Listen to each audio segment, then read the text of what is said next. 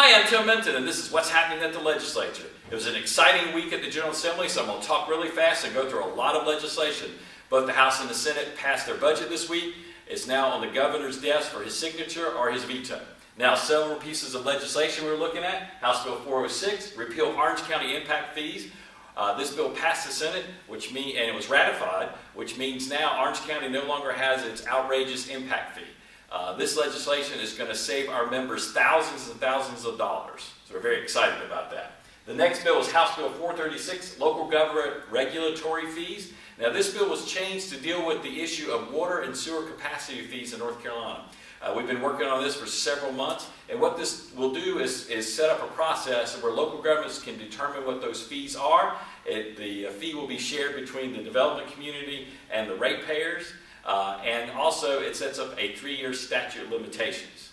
Now, some other bills that were on the move this week, we can go through them really fast now. Senate Bill 628, various changes to revenue laws. This deals especially with sales tax on labor. A lot of important provisions for us in there in terms of clarifying RMI and what's taxable and what is not. One big change will be mixed transactions. It will go from 10% to 25%, which will really help our remodelers. House Bill 56, amend environmental laws. There are several things in there dealing with riparian buffers. Also includes a study to look at what the cost would be if local governments could not charge you property taxes for any part of your land that's part of a riparian buffer. Senate Bill 469, amend environmental laws 4. Some important provisions were added this week dealing with septic tanks that we're very supportive of. House Bill 707, lien agent notice of cancellation. This passed the Senate, comes back to the House for concurrence. It deals with the whole issue of lien agents and put some legislation in that basically would require that once you have been paid that you need to cancel your notice. And then finally, House Bill 794, NC Permitting Efficiency Act of 2017. This passed the House Finance Committee and the House this week. And basically, it looks at the whole permitting process and see if there are ways, especially from an online standpoint, to make it more efficient. Now, we want to recognize our legislator of the week. It is Senator Trudy Wade. She's from Guilford County.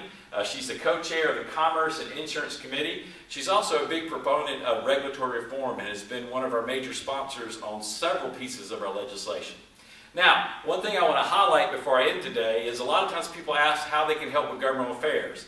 Now, one way you can help is actually attend the 21st Century Building Expo and Conference, which is going to be October 11th through the 13th. Right now we have a special deal going on. If you go ahead and sign up now, you get to come learn a lot of things about the construction business, and I'll even be there to do a presentation on sales tax on labor.